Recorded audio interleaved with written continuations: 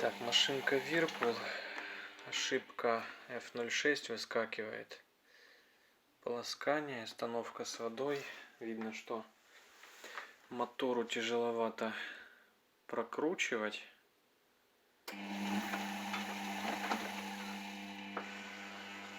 Вот он. На маленьких оборотах прямо гудит. Ошибка F06 указывает на проблему с таходатчиком. Либо что-то на плате проблемы.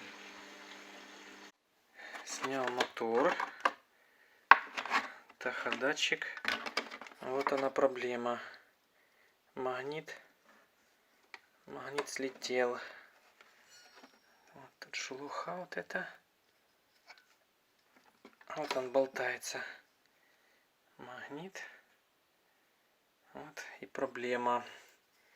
Сейчас его надо посадить на клей. И больше этой ошибки не будет. Так, все прочистил, всю пыль убрал. Вот этого магнита сажу на клей резиновый. Вот так.